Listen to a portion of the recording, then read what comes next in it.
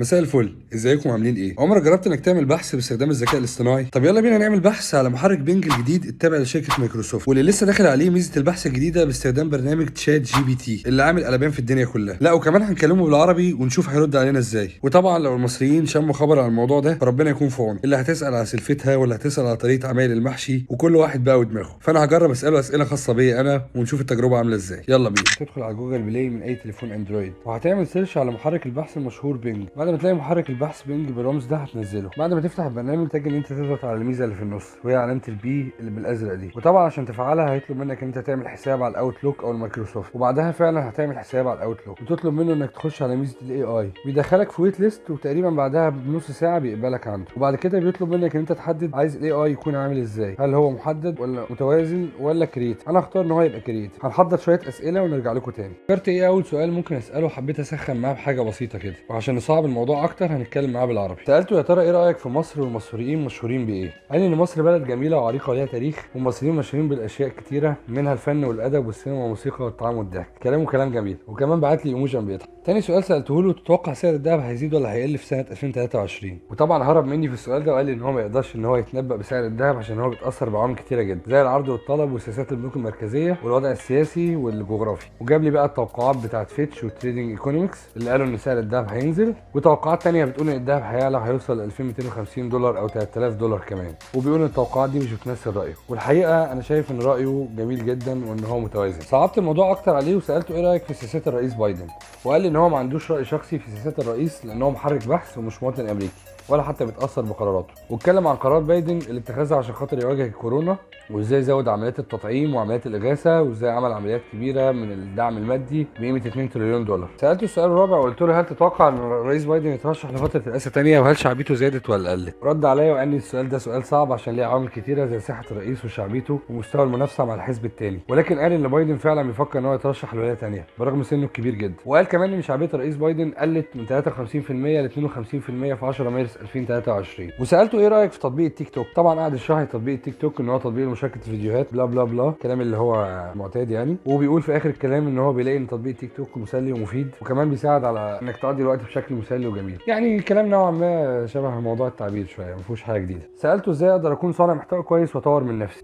ورده عليا كان جميل جدا. صراحه قال ان عشان خاطر ابقى صانع محتوى كويس لازم يكون عندي قراءه واطلاع مستمر، واحط بصمتي الخاصه في الفيديوهات، واحاول ان انا اقدم حلول للناس مش مجرد ان انا اقول لهم معلومات، وكمان ان انا اكون شخص فضولي وادور على مصادر موثوقه في اكتر من مكان، وابدا ان انا اشوف التحليلات والمؤشرات للاداء بتاع فيديوهاتي عشان اقدر اعرف نقاط القوه فين والناس بتكمل الفيديوهات بتاعتي ازاي وتتاثر بيها باي شكل. والحقيقه انا شايف ان الكلام ده مفيد وكلام مظبوط. وحبيت اساله السؤال اللي بيجي في بالنا كلنا كمصريين واللي كلنا بنحلم بيه واللي طبعا مش هيحصل ابدا.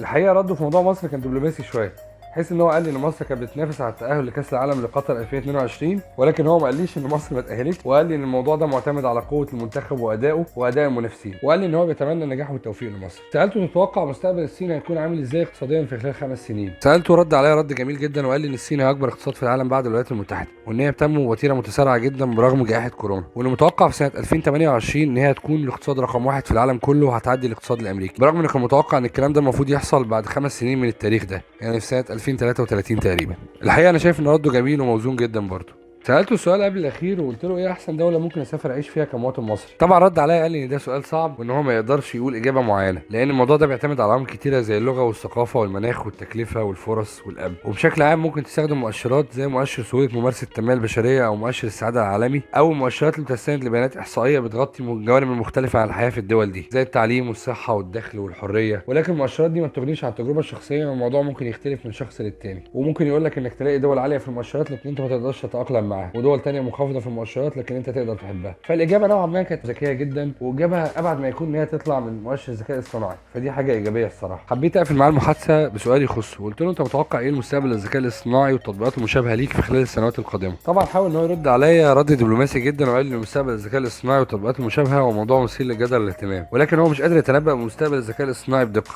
وده طبعا كلام مش منطقي، لان مستقبل الذكاء الاصطناعي قوي جدا وهيخش في كل المجالات. ومع ذلك شايف ان هو هيتطور باستمرار، مستوى الذكاء الاصطناعي هيتطور باستمرار وهيخش في مجالات كبيره جدا زي الرعايه الصحيه او التصنيع او الترفيه او التعليم وغيرها كتير من المجالات. والتطور ده شايف ان هو هيكون ليه تاثيرات ايجابيه وتاثيرات سلبيه على البشر. وطبعا التاثيرات الايجابيه احنا عارفينها، لكن التاثيرات السلبيه هتكون كتيره جدا، بحيث ان هو هياخد مكان البشر في اشياء كتيره جدا. هو ما قالش الكلام ده، بس ده رايي الشخصي. وشايف ان الذكاء الاصطناعي محتاج تضامن دولي واشراف قانوني واخلاقي عشان يضمن حقوق الانسان والرباطات على حد سواء، وبيحتاج لتثقيف المجتمع عن فوائده واثاره واشراك جميع المهتمين في صناعه قراراته. يعني هو الكلام نوعا ما موزون، لكن ما اعتقدش ان هيكون في حقوق للروبوتات بالشكل اللي هو بيقول عليه ده، الا لو الروبوتات بقى عندها ادراك عاطفي. وعموما انا شايف الاجابه مقبوله برضه. دي كانت نهايه اسئلتنا مع الذكاء الاصطناعي، واحنا لينا 10 اسئله نقدر نسالها له تقريبا، وما اعرفش الكلام ده بيكون يومي ولا لا، ولكن انا حبيت اجرب معاكم التجربه دي، فيا رب تكون عجبتكم. لو عجبك الفيديو اتمنى تدعمني بلايك ومتابعه وشير. شكرا لكم، سلام.